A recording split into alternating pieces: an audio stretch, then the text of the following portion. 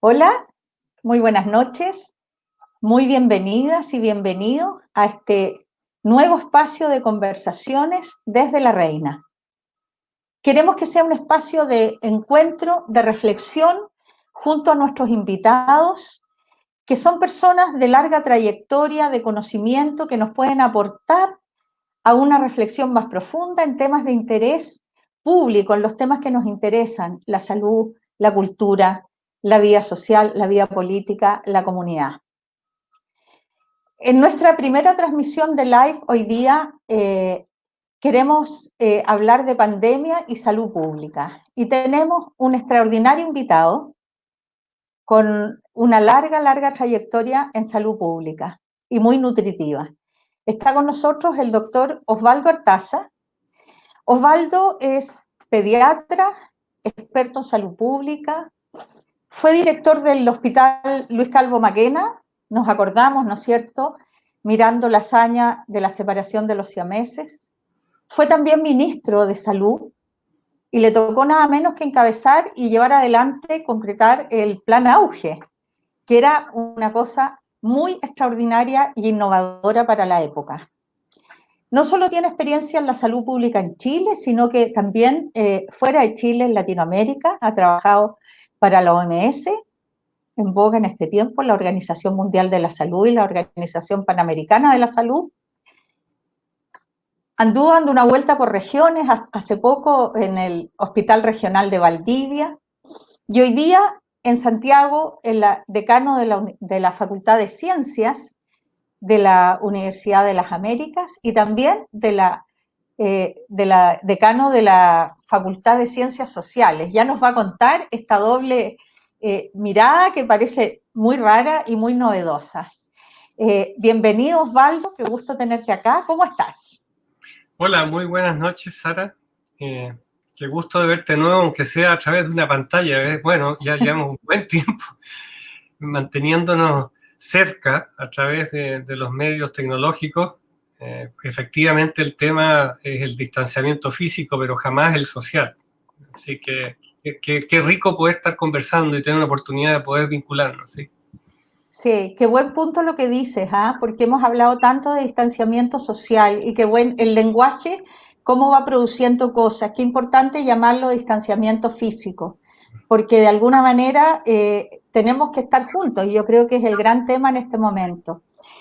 Estamos partiendo esta semana con cifras bien alarmantes y que tienen a todos muy preocupados, ¿no es cierto? Estamos casi en los 150.000 contagiados en Chile y el tema de las cifras de personas fallecidas, que ha aumentado extraordinariamente, casi 2.500, con 192 en las últimas horas, por supuesto que producen mucha preocupación y desazón, porque también es un tema tan sensible y que se ha tratado tan, no sé cómo llamarlo, quizás técnicamente o como con números. No sé cómo miras la situación. O sea, la miro con una mezcla. Hay días que hay momentos que estoy muy enrabiado y otros que estoy apenado, angustiado, porque efectivamente a Chile nos está yendo pésimo. Y eso que teníamos Nos está nosotros yendo pésimo. muy mal. Nosotros teníamos una trayectoria de salud pública en la cual nos sentíamos legítimamente orgullosos, porque efectivamente Chile fue pionero en materia de salud pública y enfrentó grandes desafíos, tanto catástrofes naturales como sanitarias, de manera ejemplar, y de hecho todas partes de América Latina venían aquí a estudiar. Y fuimos envidia de América Latina en los temas sanitarios, en cómo hicimos las cosas bien en temas de mortalidad infantil, mortalidad materna y muchos otros temas, y cómo enfrentamos el cólera, el 90 o el H1N1. Sí, Y ahora esto ha sido un desastre y tengo que decir sí. que los próximos días van a ser horribles, van a ser muy dramáticos, muy angustiantes y, y bueno, y ahí tenemos O sea, tenemos que prepararnos para... Estamos como en la peor etapa, dicen, pero cuando cuando tú dices, Osvaldo, estamos muy mal, ¿a qué lo atribuyes? ¿Cuáles crees tú que han sido las dificultades o las miradas que nos tienen en esta situación? Porque recojo lo que tú dices, Chile fue orgullo respecto a su salud pública. Y hay muchas historias de que otros países vinieron a mirar, invitaron salubristas chilenos a implementar sus sistemas en distintas partes. Y no hace tanto, el cólera fue en los años 90 y de verdad lo logramos, fuimos destacados en cómo enfrentamos esa enfermedad. ¿A qué atribuyes tú esta situación que estamos viviendo hoy día? Mira, no es una sola explicación. Como todos los temas complejos, tienen varias variables. Voy a tratar de ser bien breve en señalar cuáles son las principales. Yo creo que una de las más importantes es que este país fue alcanzando desarrollo económico, pero sin disminuir sus desigualdades. Acuérdate que América Latina es la región, no es la región más pobre, pero sí es la región más desigual. Y Chile es uno de los campeones de la desigualdad. Entonces, este virus partió por el barrio alto, gente que llegó en avión de sus viajes de vacaciones, y mientras estuvo acotado a las áreas acomodadas, donde la gente puede hacer cuarentena, porque las casas son espaciosas, porque pues tienes condiciones como para hacer una cuarentena y cuidarte, la cosa anduvo bastante bien y casi nos confiamos y hubo mensajes muy, muy, muy inadecuados con respecto a que esta cosa ya estaba más o menos que ganada. Y cuando llegó a los barrios populares, donde hay hacinamiento, donde las condiciones de vida son muy precarias y donde la gente tiene que movilizarse para ganarse el sustento, esta cosa se escapó de las manos, se disparó y estamos viviendo las cifras de hoy que son dramáticas. Así que ese es el primer punto, la desigualdad. El segundo La punto... desigualdad, mira porque se dice mucho que la pandemia no discrimina, no distingue, pero claramente si vemos cómo afecta, podemos sí concluir que afecta de maneras muy distintas, porque el quédate en casa es posible cuando no tienes que salir todos los días a ganarte el pan. Y respecto a eso te quisiera hacer una pregunta que no sé si se ha estado conversando y lo he escuchado en distintos foros, que en los sectores populares se podrían hacer las cuarentenas, pero ya no solo en la casa, sino con una visión más de comunidad, como microbarrios, por ejemplo. ¿A ti te parece posible algo así? Siempre y cuando sean comunidades como autosustentables. Te voy a poner un ejemplo de lo que tú dices que es totalmente cierto. Por ejemplo, en el sur de Chiapas, cerca de la frontera con Guatemala, hay comunidades que vienen del movimiento de liberación de los indígenas de la zona y que viven en comunidades cerradas de autogobierno. Y tuve una conversación con médicas que están dando apoyo a estos movimientos, pero ellos tienen una economía que permite la autosustentación, o sea, ellos cultivan, ellos producen, etcétera, y por lo tanto tienen sus propios centros de salud, y por lo tanto pueden generar una pequeña o suerte de isla. El caso de acá es muy difícil de hacerlo. Ahora, siguiendo con los temas que estaba diciendo como factores, ese es uno, el tema de la desigualdad, que tú tienes toda la razón de que eso es clave y eso ya hay estudios que están demostrando el comportamiento totalmente distinto en sociedades, en los grupos más vulnerables de esa sociedad. El otro aspecto que tiene que ver es que la pandemia nos pilló en un momento social y político inadecuado para enfrentar una crisis de este tipo. Me explico. Chile lleva un buen tiempo en que se ha ido deteriorando la confianza en sus autoridades y sus instituciones, por la corrupción, por los milicos gay, los Paco gay, por lo que fuere. Al final no le creemos a nadie, aquí a los puros bomberos nomás con que uno todavía les cree. Y viene el 18 de octubre con una población totalmente cabreada, que quiere decir basta a los abusos y basta a la injusticia, en un quiebre con lo que es el sistema y evidentemente esto no se ha resuelto. O sea, esto es un paréntesis por el bicho, pero es un paréntesis. O sea, los temas que están detrás no se han resuelto.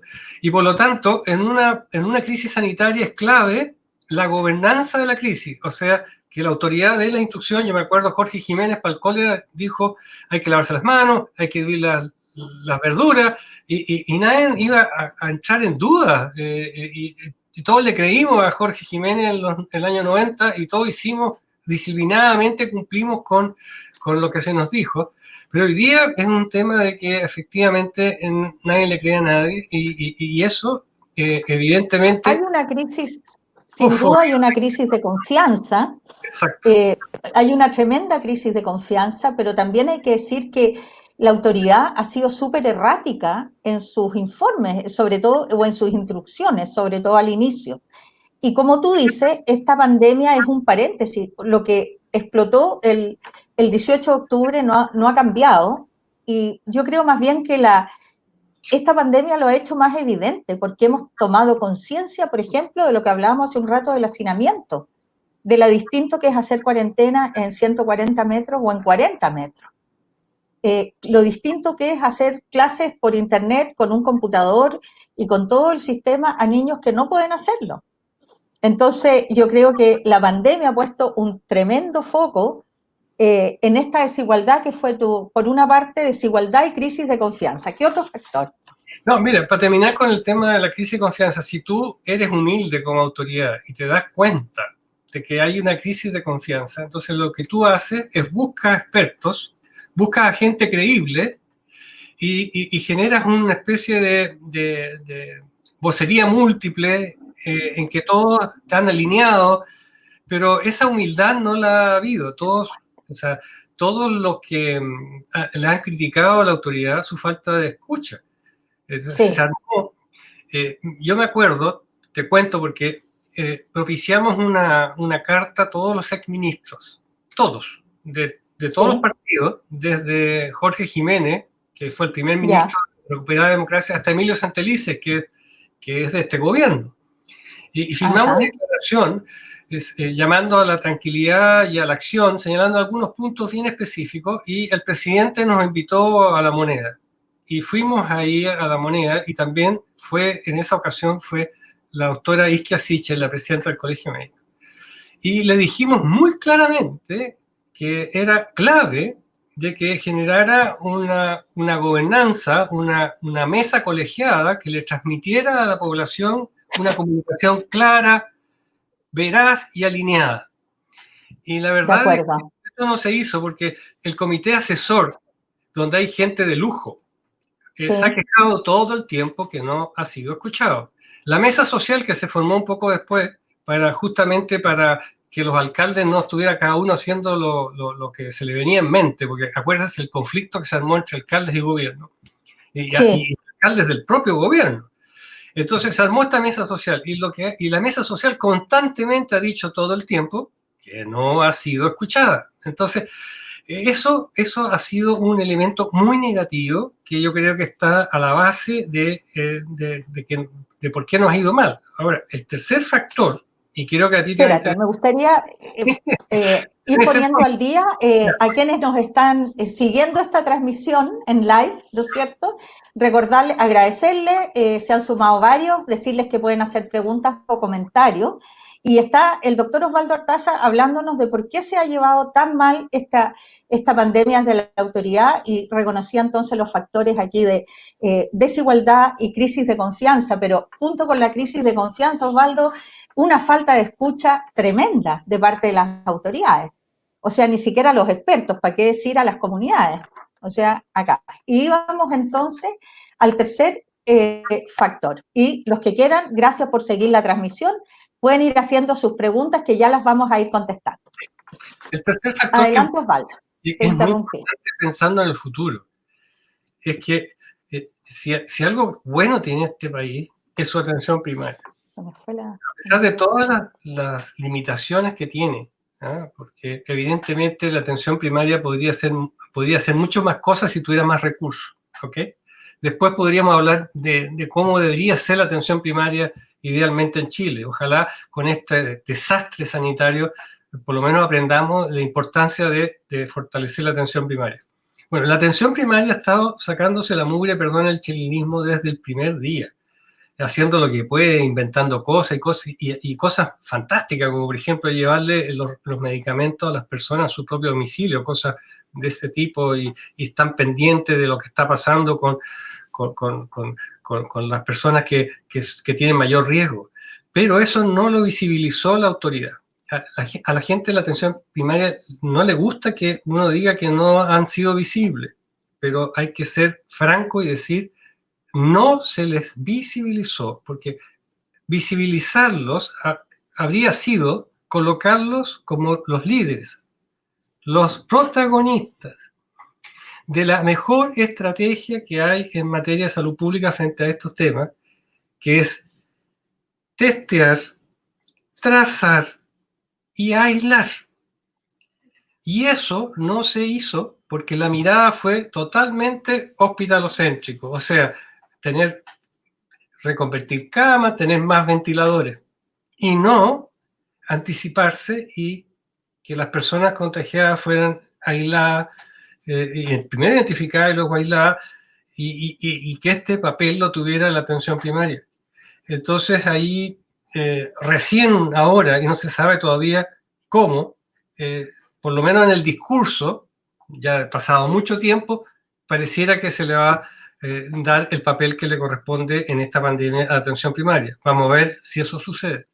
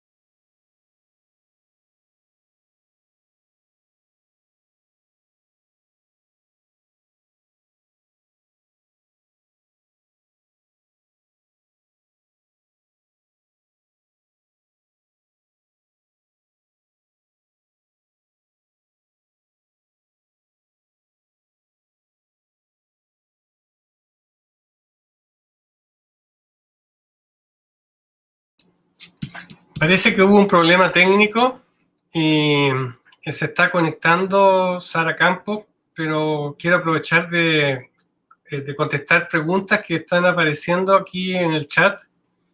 Cecilia pregunta si los niños podrán volver a clases y pregunta si en general los estudiantes pueden volver a clases.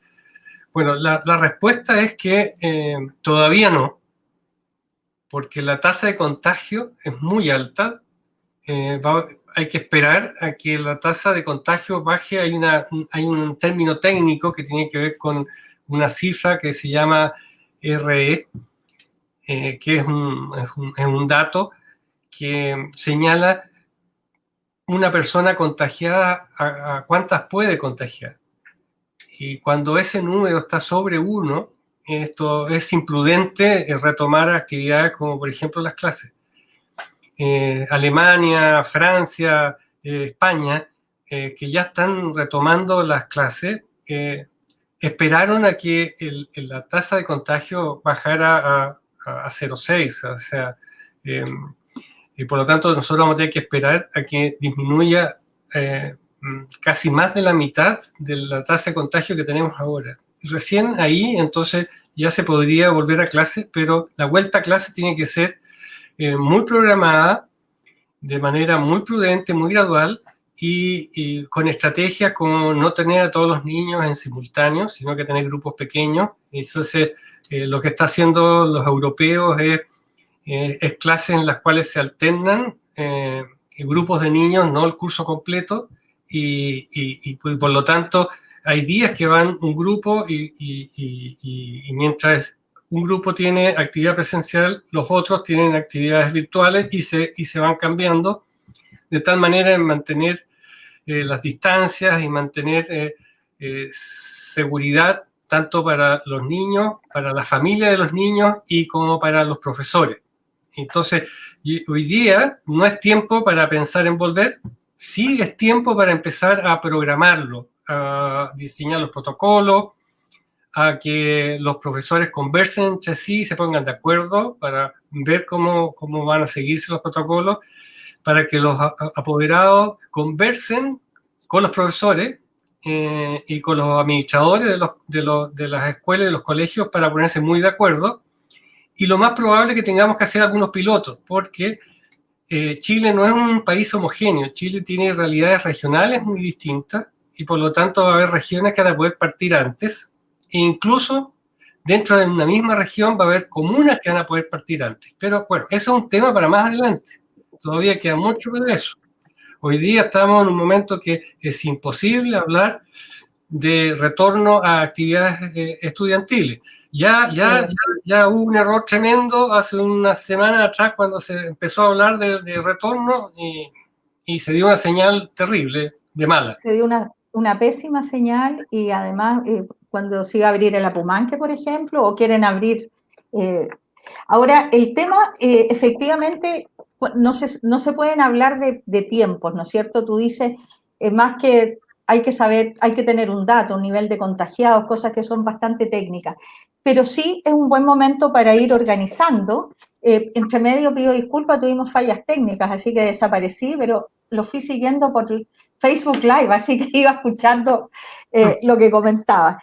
Y yo creo que ahí hay un tema bien importante que tiene que ver con lo que comentabas, que hubo una estrategia como centrada, hospital céntrica o centrada en el nivel de hospital, de curación. Y acá no ha habido ninguna estrategia del nivel de prevención y de trabajo en el nivel primario. Y tú mencionabas que en Chile tenemos regiones muy distintas, pero también en las regiones tenemos distintas comunas con situaciones distintas y el foco territorial pareciera estar bien ausente de las decisiones que se toman. Y quizás la vuelta a clases, entre otras cosas, tiene que hacerse con ese foco y con esa conversación. Tienes toda la razón. O sea, hay datos que son técnicos, como diciendo, ok, pero los técnicos, los expertos, no son los que solucionan las cosas en los territorios. Los que solucionan las cosas en los territorios son quienes viven en los territorios, son las propias comunidades organizadas y por lo tanto este país y sus élites desafortunadamente constantemente desconfían de la capacidad de las comunidades de resolver sus temas. Tenemos primero una mirada muy centralista y segundo una mirada muy vertical, muy desde políticas públicas siempre construidas desde arriba, en la cual o se ve a la gente como sujetos de consumo, de consumidores, clientes, o se ven como para materia de asistencia o de... Claro, y de hecho usan ese lenguaje porque en la política pública hablamos todo el día de beneficiarios, por ejemplo, bueno, pero jamás de constructores de sus propias... Hay una pregunta que nos llegó que la quiero... Porque eso, ¿sí? Cuando tú te paras dentro de la mirada del cliente o la mirada de la asistencia, lo que estás diciendo, no quiero dar poder, no quiero darle poder a las personas, no quiero darle poder a las comunidades, no creo en las comunidades. Claro. Creo en los individuos aislados, ¿ah? O como clientes o como sujetos clientelares de asistencia. Y no los veo como, y no quiero cederles poder. Y eso ha sido el gran, otro factor que ha sido producto de esta sociedad neoliberal, en la cual hemos ido fragilizando la capacidad de trabajar juntos, de hacer comunidad, de mirar en comunidad. Y, Sí. y esta comuna que nació con un sentido de comunidad, y aquí le quiero hacer un homenaje al querido maestro Fernando Castillo. Sí, mejor. Don Fernando tenía otra mirada, y esa mirada se perdió con estos años de una economía Bueno, del sistema neoliberal, como lo dices con toda claridad, y muy en relación con esto, muy en relación con eso, hay una pregunta que están las mujeres muy interesadas, que en realidad nos afecta, no le afecta solo a las mujeres, sino que a todos, y quieren conocer tu opinión, Osvaldo, respecto a la necesidad de un postnatal de emergencia, que es un tema que se ha estado, te desvío un rato exactamente el tema que estábamos, pero creo que es de harto interés y aparece harto en las preguntas. Yo no sé si técnicamente el nombre postnatal de emergencia es el correcto, porque es una pelea conseguir el postnatal extendido. El tema está que mientras no tengamos a las cunas abiertas y no tengamos red de protección social adecuada, y entonces tenemos la obligación de proteger que el padre o la madre puedan estar al cuidado de ese niño mientras esto no se resuelva. Entonces, el nombre que se le dé es lo mismo, pero no podemos dejar no resolver esta situación. Es de una digamos, una falta de capacidad de darse cuenta de una cuestión tan evidente. ¿Qué hago con mi niño? Si tengo... no. O sea, ¿Cómo voy a...? Claro, lo que pasa es que hoy día, que es un tema bien importante de visibilizar, tenemos un montón de hogares, y lo sabemos, ¿no es cierto?, en Chile, en La Reina también, a cargo de una mujer jefa de hogar, que además de hacer los labores de cuidado domésticas, trabaja y trae los ingresos. Hoy día está sin ingresos, en la mayoría de los casos, porque además los trabajos de las mujeres son más precarios, sin contratos, ¿para qué decir las trabajadoras de casa particular? Pero, y además está sin la red de apoyo en la educación, en la crianza, entonces no hay jardines, no hay sala cuna, no hay escuela, o sea, realmente situaciones de... Así que ese postnatal, bueno, a lo mejor ya está grabado el de emergencia, pero a lo mejor es bueno llamarle más que de emergencia, es como, es un postnatal extendido, porque a la niña, al niño lo tiene que cuidar alguien. Hacernos cargo de la necesidad de ese niño, que alguien tiene que resolverla. O sea, Exactamente. Nos estamos convirtiendo en una sociedad que no es capaz de ver lo obvio. O sea, bueno, hasta una autoridad dijo que recién se había dado cuenta que la gente vivía sin nada. O sea, es como que si hubieran chiles que que no se miraran, que no se conocen, que es horrible. Y además que eso que tú dices lo dijo el ministro de Salud directamente. ¿Y cómo puede ser que salud, por lo menos en el nivel primario, que yo que conozco más, es quizá el área que maneja más información de las familias, de las personas? Tiene mucha información. Que un ministro de Salud no sepa que la gente vive sin nada, realmente uno dice, ¿pero qué es esto? ¿Qué pasó? ¿En qué momento nos pasó eso? Pero yo quería como llevarnos también a ver el tema de que junto con esta desconfianza que tú nombraste, tan fuerte, y estas políticas públicas que se hacen solo desde el nivel, yo digo estas políticas públicas en escritorio, en cuatro paredes, en el piso 20 y con buena calefacción o buen aire acondicionado, pero nunca en el territorio, ¿no es cierto? Junto con eso, yo siento que ha surgido desde hace mucho tiempo, pero con fuerza después del 18, y también en esta pandemia, un montón de iniciativas y de creatividad de la misma población y de las comunidades para resolver sus cosas. Que sí, claro, no logran no logran aplanar la curva, pero sí logran alimentar a sus vecinos, por ejemplo. O sea, hay mucha riqueza también en el territorio. ¿Cómo hacemos? ¿Cómo miras tú el tema? ¿Cómo hacemos para recuperar confianza, para construir en conjunto? ¿Qué tiene que pasar en nuestra sociedad para que podamos encaminarnos hacia eso? Bueno, yo creo que el proceso constituyente puede ser una oportunidad. Ojalá que no tengamos inconvenientes y no hayan traspiés para iniciar el proceso constituyente, para lograr un acuerdo en lo esencial en la sociedad chilena. Un acuerdo en lo esencial no significa que nos vamos a poner de acuerdo en todo, si eso es voluntarismo, sería ser ingenuo. O sea, en Chile hay posiciones distintas y eso es bueno, eso no creo yo en la uniformidad, o sea que yo creo en la diversidad, pero en la diversidad, en la pluralidad, necesitamos ponernos de acuerdo en cosas básicas y eso hace tiempo que está perdido, no existe. Entonces, creo que el proceso constituyente puede ser una buena oportunidad y tengo fe en que eso pueda suceder. Y ahora, no basta con tener fe, hay que trabajar para ello. Sí, sin ninguna duda. Justamente, el proceso constituyente también debe, así como hay muchos temas que tienen que ver con los derechos sociales que van a aflorar, también tiene que salir muy bien cómo se fortalece el papel de las comunidades y el papel de lo local.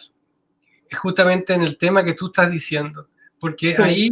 ahí está la capacidad de este país de poder generar cosas nuevas, generar cambios, generar transformaciones que sean de verdad y que sean sostenibles, que no sean de escritorio, como dice, y que nos permitan una nueva mirada de políticas públicas. Yo creo que esa es una tremenda deuda en Chile, como que siento que en relación a muchos otros países, incluso latinoamericanos, estamos muy atrasados. El sistema municipal está muy centralista, en el municipio hay que ver, o sea, al final te lo pasan negociando con el nivel central para que te dé plata.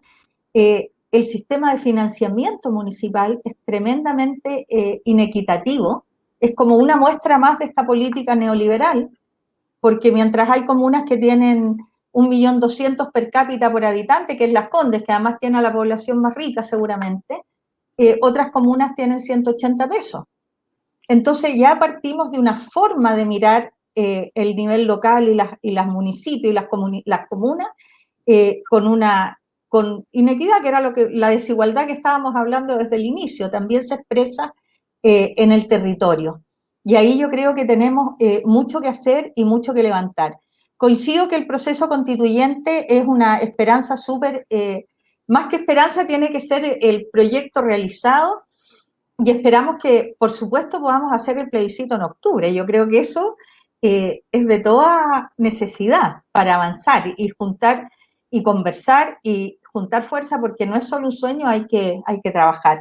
Voy a ir a unas preguntas porque si no estamos tan entretenidos conversando, pero también a quienes siguen la transmisión agradecerles. Estamos en nuestro primer encuentro de conversaciones desde La Reina, hoy día con el doctor Osvaldo Artaza, vecino además de La Reina, así que qué gusto tenerlo acá, que nos está iluminando con su experiencia, con su visión de lo que es la salud pública y la relación con esta pandemia y la respuesta a la pandemia.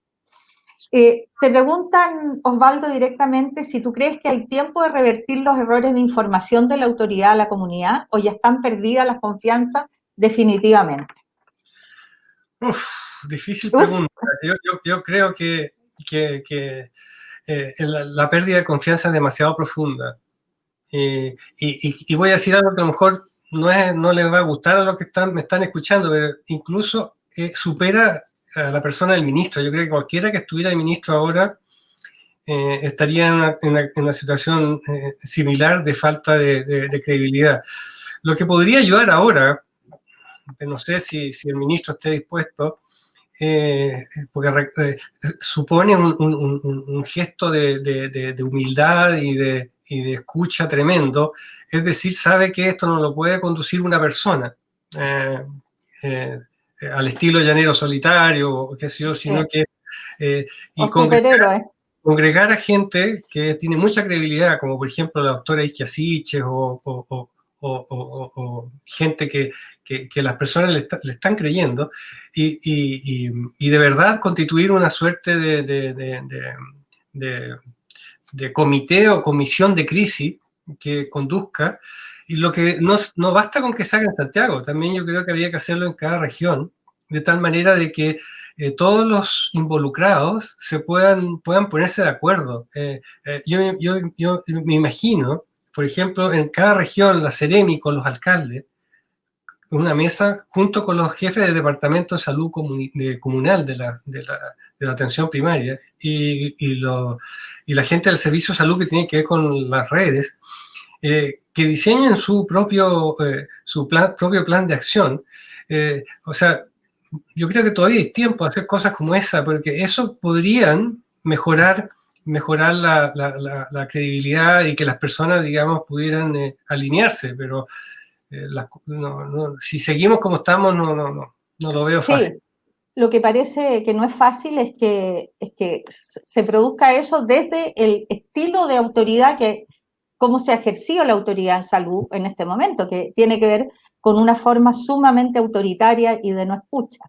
Viene otra pregunta, dice, al doctor, ¿cómo cree usted que vendrá la crisis de salud mental? ¿Cómo se podrá ayudar a la población? Es cierto que también viene eso, ¿no? No es que viene, ya llegó. Ya llegó. Llegó con una fuerza. O sea, mira, después de esto, de este bicho maldito, como le dicen, hay una palabra peor todavía. Sí, no la vamos a decir.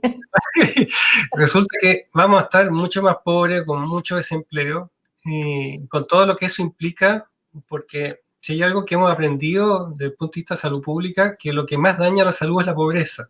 O sea, si tú ves toda la gente que tiene problemas de morbilidad o mortalidad, o años de vida saludable perdido, están asociados a la pobreza. Estoy hablando de metabólicas, cardiovasculares, están asociados a la pobreza. O sea, ahí vamos a tener un retroceso en muchas áreas, y el tema de salud mental ya se instaló como un problema mayúsculo, ya venía como un problema mayúsculo, y ahora esto va a ser, realmente va a exigir al país completo que se ponga las pilas para poder resolver ese asunto. Y además vamos a tener, el problema está que ya teníamos una lista de espera gigante antes de la pandemia.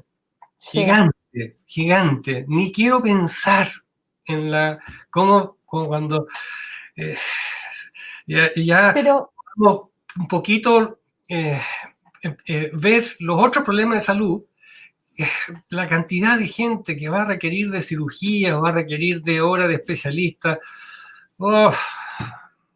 Entonces, imagínate sí, ya es así, porque la cantidad de problemas que se nos vienen. Entonces, eso va a obligar a que el sistema de salud chileno, vamos a tener que hacer cambios, para poder colocar lo que tenemos, todo lo que tenemos al servicio de toda la población sin discriminación. Y yo creo que hoy día, en la práctica, porque piensa tú que la unidad de gestión centralizada de camas está manejando todas las camas, públicas y privadas.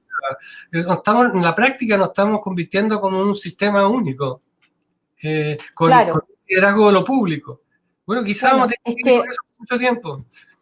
A lo mejor es la base para de verdad avanzar en esa línea, porque finalmente, cuando hay crisis, cuando hay pandemia, lo que lidera es la salud pública, si no estaríamos perdidos. Entonces, a pesar de lo mal liderada que ha estado, porque hay que decirlo con todas sus letras, pero claramente es el sistema público el que permite articular.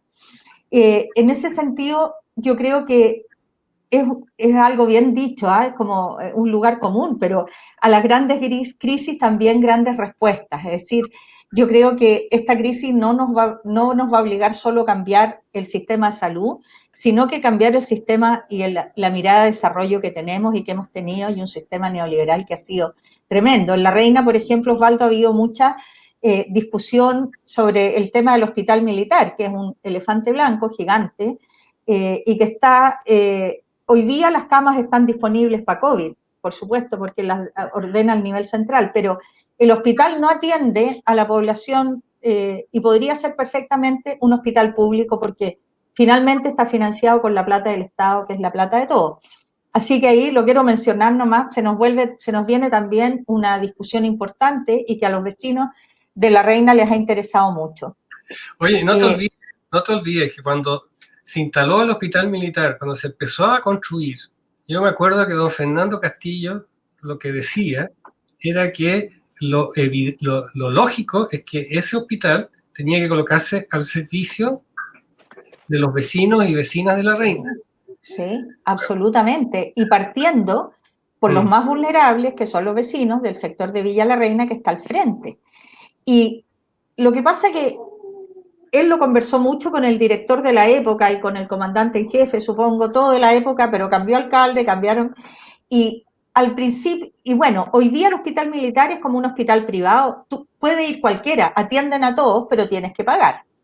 Y cuando recién partió, tenía tarifas muy baratas y ir por ejemplo, a la urgencia, que es carísimo cualquier clínica, ahí lo pagabas con un bono FONASA y costaba muy barato. Pero eso ya cambió hace 5 años y hoy día es muy cara. Pero ahí hay una discusión también, hay otra pregunta, dicen, hablamos del retorno a la escuela, pero no hemos hablado del retorno al trabajo. ¿Para qué? Para los trabajadores preexistentes, pero también en general el trabajo, porque me da la impresión, yo hago harto teletrabajo hoy día, en parte de mi pega profesional, yo estoy a cargo de vivienda social en una comuna vecina, y mucho teletrabajo. Y de alguna manera pienso, y hemos conversado mucho, que la forma de trabajo también va a cambiar, no sé cómo lo visualizas desde la mirada de salud. A ver, sí, debería cambiar y debería haber la posibilidad de teletrabajo, pero ojo con el teletrabajo. O sea, primero, el teletrabajo no puede significar precarización de los empleos, porque hay muchos que usan con mala intención el tema del teletrabajo pensando en precarización, ¿ok? Entonces, ojo con esa distinción. Segundo, el teletrabajo tiene que haber un grado de voluntariedad, porque para muchas personas trabajar desde la casa es un imposible, porque hay que hacer, sobre todo para cuando tú tienes múltiples presencias, múltiples roles, en la cual pasa a ser poco sano también no separar los espacios. Entonces, ahí yo creo que hay que darle varias vueltas a este asunto del teletrabajo. Sí. No es tan simple. Coincido contigo que hay una seria riesgo de precarización. Finalmente las empresas se ahorran un montón de cosas. Y claro, si estás en etapa de crianza o vives con otras personas y todo es muy difícil. Y además, ¿qué pasa? Yo creo que a todos los que estamos haciendo nos pasa que pasamos de una pantalla a otra y estamos todo el día conectados.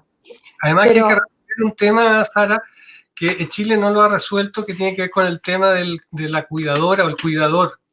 Sí. En Chile el cuidado no se ha profesionalizado como debiera y como se hace en los países desarrollados, que es un oficio.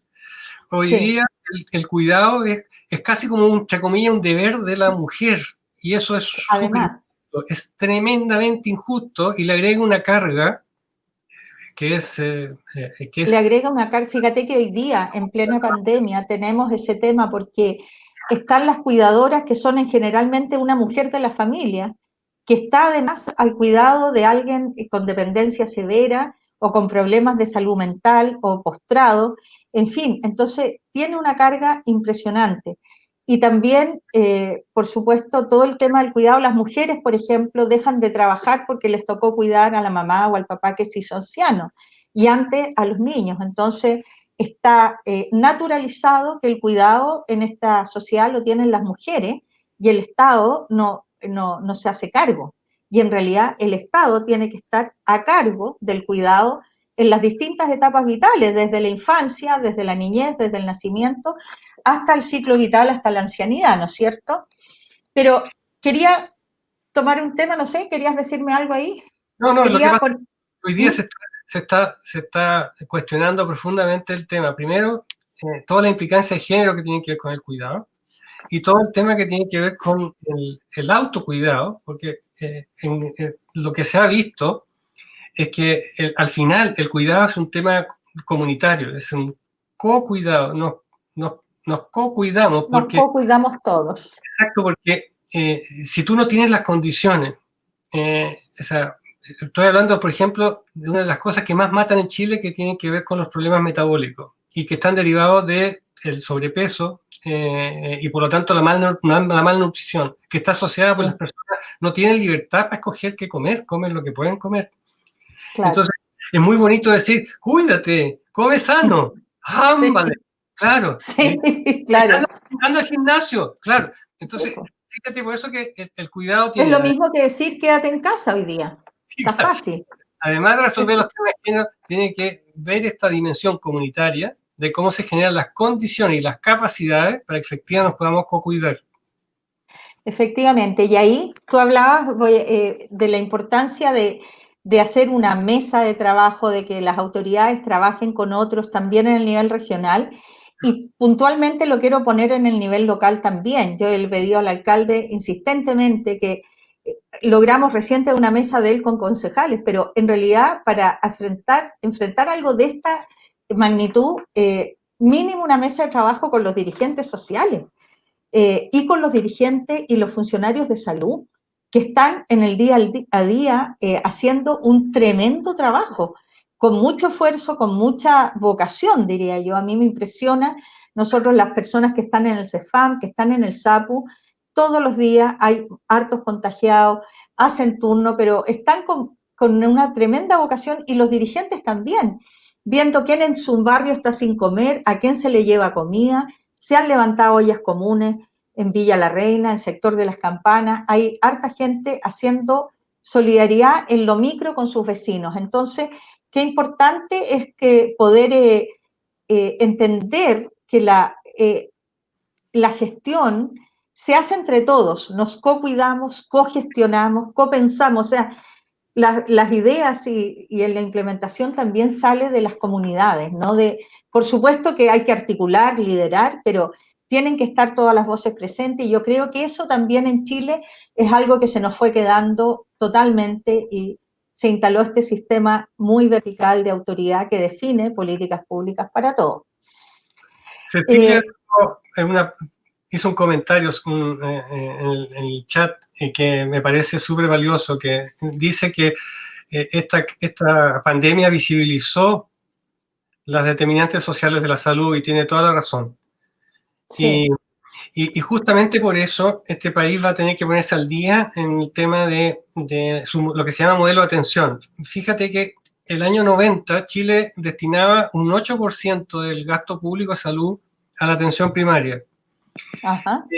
Y fue subiendo poco a poco hasta llegar, como hace 10 años, a un 22, un 23% del gasto público. Y de ahí no nos hemos movido nada. En los países que tienen un modelo de atención muy potente para manejar justamente las determinantes sociales de la salud y todas las que son las enfermedades crónicas, el manejo de salud mental y el manejo de los adultos mayores en los territorios, sí. invierten sobre el 40% del gasto público en salud en la atención primaria. Fíjate, es el doble. Claro. Entonces, y ahora estamos viendo justamente las consecuencias de esa debilidad. Sí, y fíjate que hay otro tema ahí que voy a ir al tiro a unas preguntas que están ahí esperando, que están bien interesantes, pero un tema que yo considero sumamente grave es que además en la atención primaria empiezan a contratar sistemas privados, a poner los pocos recursos a contratar servicios de privados. Entonces, en vez de robustecer nuestro sistema, finalmente terminamos poniendo recursos para contratar un servicio porque incluso se piensa que en la salud primaria no están las capacidades y claramente están. Entonces ahí hay una distorsión muy grande es una mirada que no prioriza la salud pública, es como en el tema de la educación. ¿Cómo priorizamos realmente la salud pública? Y ahí hay una pregunta, dicen que la idea de lo que estás planteando de un comité de crisis que se hiciera desde el Ministerio de Salud, desde el gobierno, con las distintas voces, parece muy interesante, pero ¿será real? ¿Habrá alguna posibilidad? ¿O será que hay que articularlo sin el gobierno, ese comité, y dar respuesta? Yo no sé si eso es posible. Yo tampoco, porque el poder está muy concentrado. Para poder generar gobiernos a niveles territoriales, tendríamos que tener un país que desconcentró el poder. Si fíjate que todavía no somos capaces de elegir a los gobernadores pues, y no hacemos trampa y todos los días hay una excusa para no soltar el poder. Si me cuestión Sí, con esto de que no se puede ir a la reelección, yo sé que ya se están moviendo a ver si hay vetos presidenciales, etcétera. O sea, quieren todo el rato buscar la pillería para perpetuarse en el poder. La chispeza para no soltar el poder, si eso es... La chispeza, sí. Hay una larga conversación y muy entretenida, pero antes de terminar me gustaría, y a lo mejor para ir cerrando, porque ya son 10 para las 9, me gustaría que comentaras un poco esto de que eres decano de la Facultad de Ciencias y de Ciencias Sociales y esa relación en el mundo de la salud, la ciencia y lo social, que nos cuentes un poco de eso. Agradecer a todos los que nos están siguiendo esta primera transmisión de Conversando desde la Reina. La idea es que sea un espacio, creo que, de encuentro, de reflexión, nutritivo, y yo creo que hoy día ha estado muy entretenido y justamente nos permite nutrirnos y pensar cómo queremos ir construyendo este país a futuro. Pero cuéntanos un poquito de eso. Mira, lo que pasa después de toda una vida, 40 años trabajando en la cosa pública, el Hospital Carlos Maquena, después en temas de salud pública a nivel internacional, pero siempre con la idea de que la salud no tiene solución los temas de salud de las personas y de sus comunidades desde una mirada solo médica, de una mirada de que cuando ya las cosas ya no tienen ya remedio, o sea, en el fondo es como, siempre ha estado la visión de cómo adelantarnos, cómo anticiparnos, evitar que se produzca el daño y que las personas puedan tener una vida plena, una vida gozosa. Y ahí te quiero señalar de que ya hay mucho consenso con respecto de que, y de hecho la definición de salud que tiene la Organización Mundial de la Salud hace muchos años dice que la salud es el mayor nivel posible de bienestar en lo físico, en lo social y en lo psicológico, y no solo la ausencia de enfermedad. Eso ya se dijo hace un montón de décadas atrás, pero se quedó un buen discurso. Entonces, cuando me invitó la Universidad de la América a ser decano de la Facultad de Ciencias de la Salud, donde se forman profesionales en la salud, estaba la inquietud de cómo logramos que efectivamente tenga una mirada comunitaria y una mirada holística del ser humano, de tal manera que los futuros profesionales tengan una mirada que vea al ser humano no solamente como el hígado o el corazón o una presa, sino que lo vean en su conjunto. Sí. Y eso implica que la gente que estudia salud tiene que conversar con las ciencias sociales para poder entender al ser humano en todas sus múltiples dimensiones. Entonces, allí surgió la posibilidad, lo conversamos con las autoridades de la Universidad de la América y estamos ahora en un desafío precioso, que es inventar una nueva facultad que es inédita en Chile, que todavía no le ponemos nombre, porque la estamos en un proceso, no sabemos si la vamos a colocar de buen vivir o de ciencias integrales, bienestar, estamos en eso, pero el proyecto tiene que ver con la formación y la investigación y la responsabilidad social desde la academia para futuros profesionales que tengan una mirada amplia, que comprenda al ser humano en sus múltiples dimensiones de una mirada comunitaria, de tal manera que podamos tener gente más sana, no más enfermo. Así que ese es el tema. Qué bonito desafío, qué interesante, porque claramente, o sea, el ser humano no es solo presas, pero tampoco es solo físico. Entonces, ¿cómo vamos desarrollando un buen vivir, un bienestar? Creo que de verdad tiene que ver con los tiempos que vienen, con lo que hablábamos de una nueva constitución que nos permita ir construyendo un nuevo país. Yo creo que hay muchas cosas en Chile muy rescatables. Yo siempre digo, yo soy de las que partió el retorno a la democracia con tanto entusiasmo, y yo creo que hay mucho que se hizo y mucho que quedó atrás, y tenemos el tremendo desafío de verdad de construir un país más justo, en que el bienestar, que es el tema en que estás entonces, sea un derecho para todos y no dependa de dónde naciste, cuánto ganas, y etcétera. Y podamos recibir educación, ¿no es cierto? Y que la salud no sea ir a un consultorio para que te llenen de remedios, porque ya eso lo vamos a dejar para otra conversación, pero hay una mirada, o sea, la señora va y si no le dan, hay un círculo vicioso ahí. Entonces, el poder ampliar la mirada y preocuparnos del bienestar. Bueno, creo que ha sido, me dicen, ha sido muy, muy interesante. Hay preguntas y comentarios, no vamos a alcanzar a leerlo todo. Agradecerte, Osvaldo, creo que ha sido una conversación muy, muy buena, muy esperanzadora también. Hemos visto las dificultades, pero me quedo con estas nuevas miradas de ir construyendo algo común.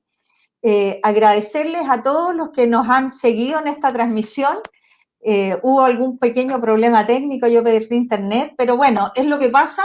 Hay que acostumbrarse a funcionar igual. A mí eso es lo que me gusta, o sea, igual queremos conversar, estaremos encerrados, hay problemas técnicos, pero queremos conversar, queremos nutrirnos, queremos compartir. Así que súper agradecida con todos los que nos han acompañado, que han seguido, invitarlos. El próximo miércoles vamos con una segunda conversación desde La Reina, ya vamos a difundir quién será la invitada o el invitado el próximo miércoles a las 8 de la noche. Los dejo invitados. Y te vuelvo a agradecer, Osvaldo, ha sido pero un gusto encontrarnos y conversar desde La Reina. Queda pendiente el abrazo, como se merece, Sara. Muchos cariños. Gracias por la invitación. Sí, lo hacemos así por ahora. Y mucho éxito en tu proyecto que están pensando desde la academia. Y seguimos conversando. Gracias a todos. Buenas noches. Nos vemos.